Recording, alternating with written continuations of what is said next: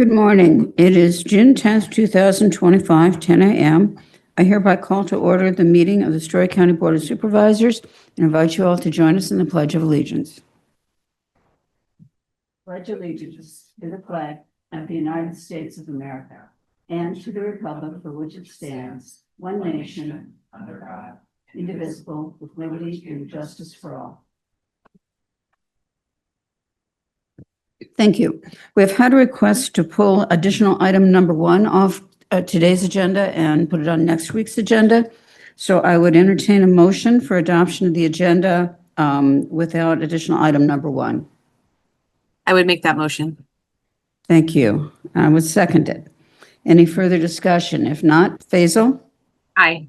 Merkin, aye. Agenda is adopted. Next is public comment number 1. Comment period is for the public to address topics on today's agenda.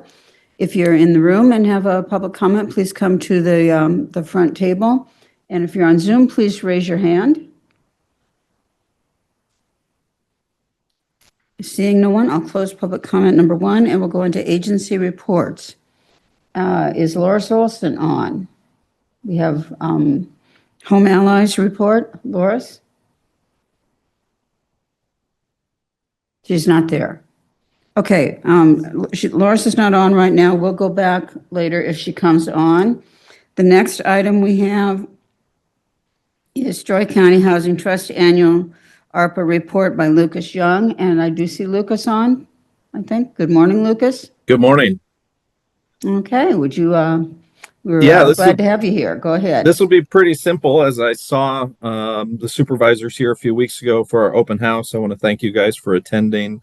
I think we had around just under 30 people pass through that day a few weeks ago, so thank you for attending. Just an update on our projects. The 2 houses are essentially complete. I think driveway work was happening in McCallsburg yesterday and today. So both projects are essentially complete. This morning, I submitted the final claim to Story County for the final drawdown of our ARPA dollars. And so I guess want to say thank you on behalf of the Story County Housing Trust for your support of our projects. I'd be happy to answer any questions you may have. Super. Supervisor Faisal, do you have any questions? I don't have any questions at this time. Just thank you, Lucas, for all the work you did to make sure that the project was successful. Are you going to have an open house in McCallsburg? There isn't a plan for that at this point in time. I anticipate both houses will be on the market. So if somebody wanted to view those, there would be an opportunity for that as well. Okay. Thank you. And you said you submitted your final claim. So, yep. Okay. I want to thank you for all the work. I think it's going to be wonderful for these 2 communities to have the Homes for Iowa. Hopefully that will inspire others and we can continue getting more affordable housing. Look forward to doing that. Okay. Okay. You have a good day. Thank you. Thank Bye. you. Next is consideration of minutes from June 3rd. Is there a motion for approval? I would move approval of minutes from June 3rd, 2025. Okay, and I would second. Yeah, is there any discussion? If not, Supervisor Faisal? Aye. Merkin, aye. Minutes are adopted. Next is consideration of personnel actions. I would move approval of personnel actions as presented. And I would second. Any discussion? If not, Faisal? Aye. Merkin, aye. Personnel actions are approved. Next, we'll go on to consent agenda. I'd entertain a motion for approval of the consent agenda items as listed. Move approval of consent as presented. Okay, and I would second. So any discussion? If not, Faisal? Aye. Merkin, aye. Consent agenda is approved.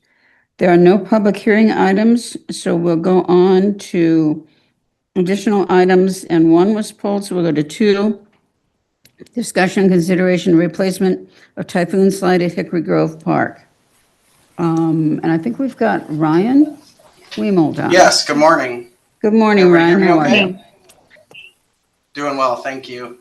So yes, I'm here today to, at the recommendation of our conservation board, discuss replacement of a typhoon slide for our playground, which is at the beach top of our at Hickory Grove. 15 years old. We do playground inspections. We do really deep dive ones annually, and then we check them periodically monthly. We have found our tornado slide over there has some horizontal and vertical cracking along the seams where it is formed together. So it poses a safety risk to children using the slide. It can pinch their fingers. They can get their hands caught in there. They could potentially cut themselves on it. So we are recommending replacement of that item. We do believe that the rest of the playground unit still has a fair amount of life left in it. I would project over 10 years. So this is probably a one-time replacement for this item. We work through Boland Recreation, which is the provider for that type of playground equipment. And they will need to remove the existing slide, the foundation and pole, and then reinstall a new foundation, pole, and then attach the new slide to the playground equipment. So we are recommending approval of that item, and happy to answer any questions that you might have. And you have funds available, correct? Yes, I'm sorry. We do anticipate just to take this out of our Conservation General Fund for FY26, correct? I'm sorry, Supervisor Faisal, was that your question or did you have another question? That was my question exactly. Mhm. Okay. Okay. If there's no further discussion, I'd entertain a motion for approval of the request. Just one question. When do you think it'd be done? Is that a pretty quick? We think they can do it within like the next month. So we anticipate around 4 weeks Nice. by the time it can be completed. The existing slide is still up. So we have that there. It's just, it does pose a little bit of risk. In the meantime, we have mitigated that the best we can on site. Great. Thanks. I have no further questions. I would move approval. Okay, and I second. And no further questions or discussions. Faisal? Hi. Merkin, aye. It's approved. Thank you, Ryan. Yep. Thank you very much. Have a good day. You too. Okay. Moving on to department reports, we have Joe Wakeham, IT Director. Morning, Joe. You'll turn your mic on, as you know. You know this technical stuff, right? You figured that one out. Okay. Good morning. Morning. So we have our quarterly report. So the second one of this year. Got our some ticket statistics there, email statistics, and security statistics. I won't go through those like usual. When we get to the project section, so it's done a couple of things this last quarter.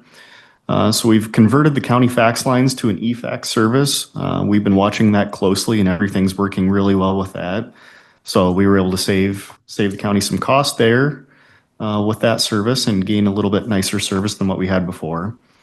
Our spring workstation replacements are well underway and pretty much mostly completed at this point now. So now we're looking at the start of FY26 computer replacements, so that the machines that we purchased early to try and get ahead of some tariffs, we're well into those as well. So big kudos to Dean and Justin for getting those a lot more than usual that they would do in this time frame done. So they've done a great job. We've started the kickoff of our phone system replacement project that we recently approved. So we're under the way in planning process of that. We've completed an internet replacement at the Conservation Center complex and just about ready to finish up the Hickory Grove Park. So what we did there, we significantly increased the bandwidth to those facilities as well as decreased cost. Major back-end recording stack equipment for the jail. So all the security cameras that run in the Story County Jail, there's quite a few of them and we're always adding more. So we've done a major replacement of equipment to support those cameras and future needs. We worked with a new local e-waste recycler to responsibly recycle all of our old hardware. So in our cold storage area down in the basement, we've kind of had some old stuff piling up the last several months just from different projects we've done. So as we've looked to what to do with those things, we found a local company that responsibly we'll recycle those. It's pretty common in the tech world to find, recyclers are all over. But quite often what a lot of those folks will do is they'll turn around and then ship those to third world countries, and then they become giant e-waste dumps. So it's not responsible recycling practices. So we found a group in Urbandale called Electronic Asset Recovery. So what they do is they will, what they can, they'll take parts out and then melt down to their components. So that they'll actually disassemble equipment, melt it down to the gold and the copper and the different things, and then recycle it that way. The plastics they'll recycle, the metals they'll melt down and recycle. They also securely shred our hard drives, so that's another thing that they're certified, and they'll provide us a certificate of destruction for every hard drive that we send to them. So that can save us potentially time in some things to have that destroyed and have that data destruction certificate. So that's a new partnership. We just had them come last Friday. They emptied out our cold storage room in, I think it was about an hour. They sent a crew of 2 guys and took quite a bit of old equipment. So that was a great thing to do. Last week we also had the ITAG conference, which is the State Association of County IT folks and GIS folks. They do an annual conference in Altoona. So all the guys had a chance to attend that on and off throughout last week. Gained a lot of ideas on how to serve our staff and constituents better, and it was a great networking opportunity for everybody. We've converted the IT conference room to a Teams room setup. So kind of like we had done with planning and development's conference room, we did ours. We had some budget flexibility this year, so we went ahead and did our conference room. And then we're working with the assessor to update their conference room as well to a new Teams conference room setup. So moving along, kind of setting some common features in all of our county conference rooms. And we had budgeted for a few of those for next year. So now with us taking that on this year, we'll able to have some budget next year to do other conference rooms that we hadn't planned on. So that's a good thing to have done as well. Finally, we developed a new form for the county attorney to collect media files. So we worked with the county attorney, their office, several folks over there. When they solicit media files from different entities, it's been a little bit of a burden to do so. And then follow up. So we help streamline that process with some new tools that we've got through the 365 software. So that's kind of the last quarter in a nutshell. Coming up, so one of the things that is on our radar is, along with our Teams phone rollout here, coming here pretty quick, we want to update some infrastructure for dispatch for the non-emergency lines that come into dispatch. Right now, there's several pieces of equipment between the phone company and us. And anytime that there is an issue, you get a lot of finger pointing because there's a lot of pieces of equipment, a lot of different vendors in between. We just recently had an outage on those lines for a day and a half, I think it was, that we spent a lot of time trying to coordinate between different entities. So we've identified that there's an issue there with that setup. So we're working with our partners and staff to find a better, more reliable solution for troubleshooting purposes, as well as it's something that's just more reliable for dispatch. So should an emergency happen and dispatch needs to move over to Ames, those non-emergency lines right now, it would take an act of God in Congress to be able to move those lines over somewhere else, those non-emergency lines anyways. So we've got a solution in the works now for that. It would just be a quick phone call and those lines would be able to move over as well. So, Excuse me, would that be able to do it the other way as well? Mhm. Ames dispatch had to move over here? It would, yep. Okay. It would, and we actually, as part of this, so Ames had recently done an upgrade to their infrastructure, but they're kind of in the same boat that we currently are with those several pieces of equipment in line and kind of clunky and not a great, not great from a reliability failover or troubleshooting standpoint. Plus, it costs a lot more. So we're doing our project, and I think they're probably going to follow suit. They're pretty close to convert their stuff over to be similar to ours to gain that same capability. It was just one of those that the vendor that we both work with, that's something that they were comfortable with. So that's kind of how Ames had got set up that way and how we've been set up that way in the past. But just with some other projects that I've done in the past, knew there was another way to achieve this that would be better. So we kind of pushed on them a little bit, and they're willing to set that up for us. So that's going to be a really good thing as we move forward.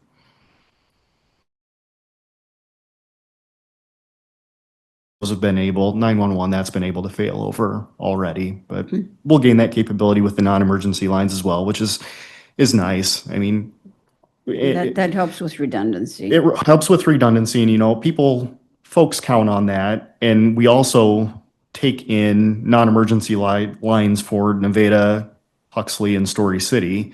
So I've worked with Nick Brezenio at the sheriff's office. He's willing to bring the solution to those folks as well and say, here's why the county is changing. We'd like to have your lines that come into us change as well.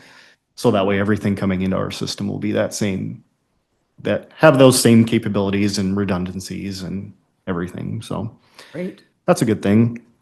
The final kind of big thing that we've got coming up is our AS400 system that runs, right now it's doing payroll, but that's coming off here pretty quickly, but we still need to maintain data, but as well as accounts payable and things like that. That system has reached its end of life.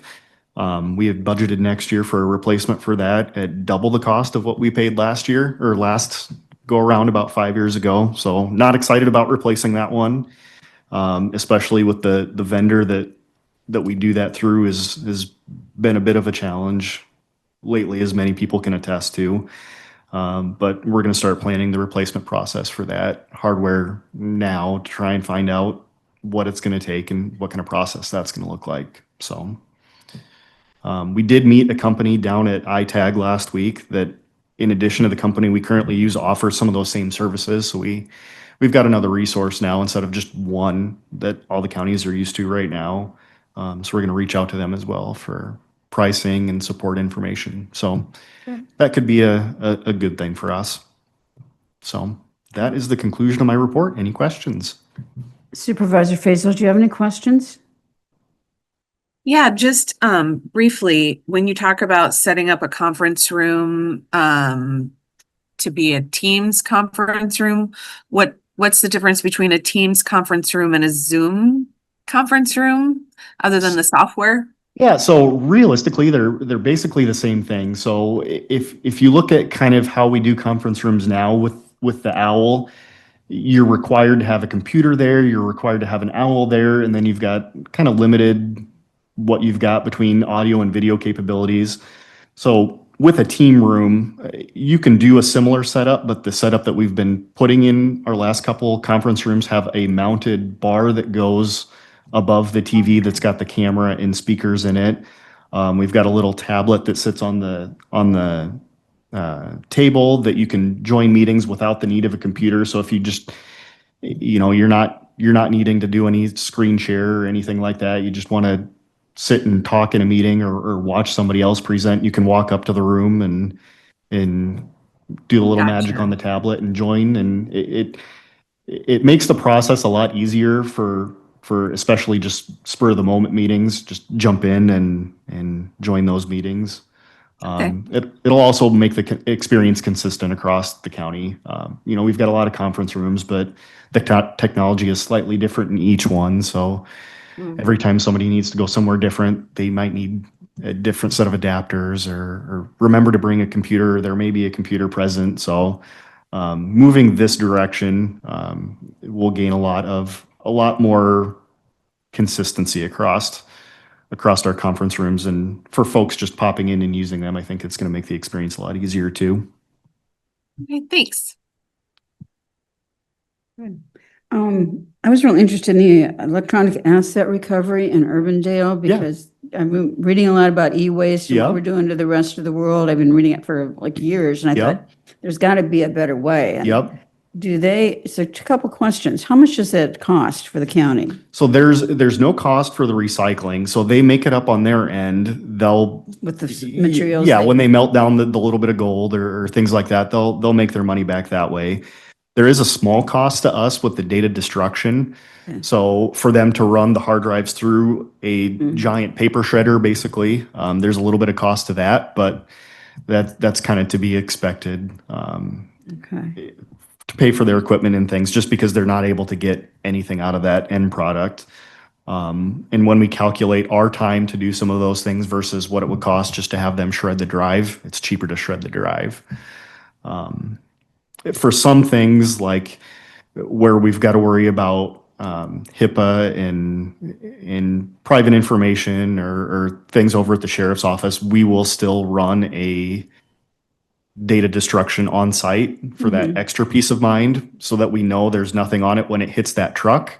Sure. But for general county machines, we probably won't worry about that. We'll just have them shred the drive directly. But the nice thing is there's no cost to the county. What they do is they'll do routes. So I'll email them and say, hey, we've got some stuff. This is what we've got. So they can kind of plan how much room they've got in their truck. And then they say, okay, I can make a route based on what I need to fill a truck. So I'm going to hit Story County, and then I'm going to hit City of Nevada, and then I'm going to hit City of Ames, or whoever has requested pickups. So once they've got enough demand to fill one of their trucks, then they'll say, okay, we're going to come on this date around this time. So that way, they're not just sending a truck here just for our stuff, because that'd be kind of expensive if they were just making individual trips. They'll wait until they've got enough to fill their truck and then make it worth their time to come pick things up. But Is there any way to make that available to individuals? what, the recycling? Yeah. That's a good question.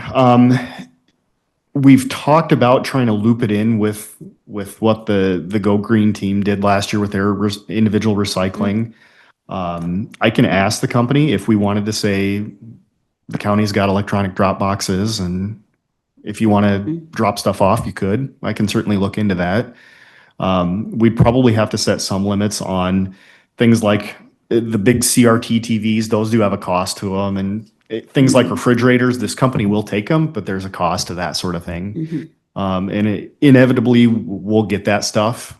I'm sure of it, especially the big old TVs. They'll show up even if we say they won't. But if that's something we're willing to work through, then I think the company would probably be okay doing that. I think it's really, they're limited for individuals. There are limited places to recycle, and you're kind of assuming that, Yep.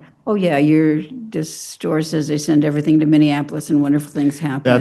That's And I don't think so. It's been about 15 years that in the circles that I'm in, it was a big push that we've used recyclers for decades, but it was a big push that, do you know where your recycler is actually sending their stuff to? And you see all these videos of, yep, it's being shipped to Indonesia or wherever. And you see these mountains of e-waste that these guys pouring lead out of batteries with their bare hands, and all this stuff's going into the soil. And it's just a terrible thing. So there was a big push in our circles at that point to, okay, there's a set of standards and certifications that your recyclers can and should have. This is what you really should look for, because these guys will, show up with a trailer and say, hey, what can I take? Well, are you certified? I'm happy that you're taking my stuff for free, but are you dealing with it responsibly? So. And it used to go to China, then it started going to India, and now it's going to Africa. Yep. And it's not a good thing. It's terrible for the environment. Those nations, yeah. Yep. Well, thank you for your hard work doing that. I appreciate it. Yeah. Latifa, did you have any questions for Joe? Any other questions? No, thank you. Right. If I could see you just for a couple minutes after the meeting's over. I'd sounds good. appreciate it. Okay. Moving on then to other reports. There are none listed. Upcoming agenda items. Supervisor Faisal, do you have any?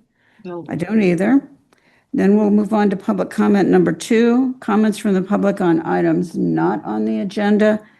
Wait, before I go there, did Loris Olson? Okay, she's not on. Okay.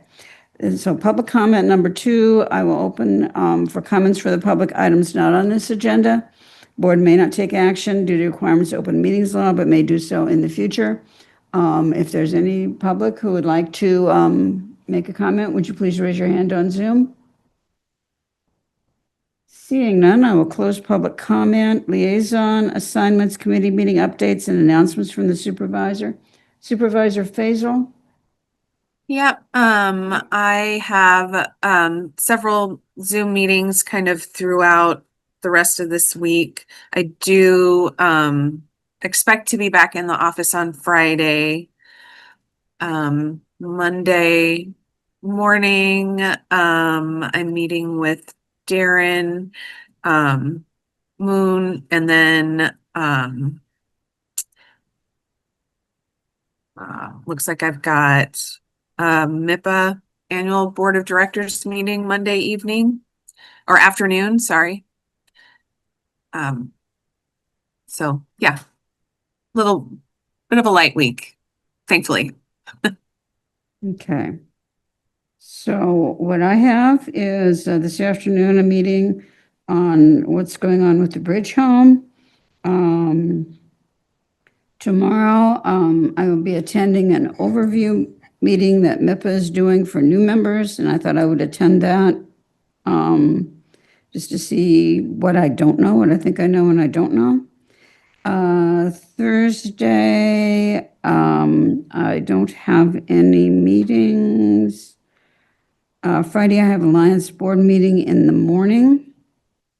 And then on Monday, I have the same meeting with the engineer in the morning.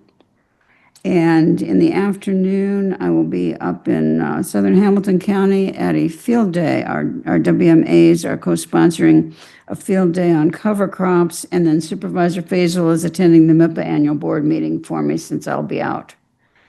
And that's what I've got for the next week. So, any other announcements? Juneteenth is coming up. This Saturday's Juneteenth, correct? Supervisor Faisal's been doing a lot of work on that, I know. Yeah. So, okay. If nothing else, then I'd entertain a motion to adjourn. So moved. Second, Faisal, Hi, Merck and I, we are adjourned. Thanks for zooming in. Have a Thank good you. week. You too.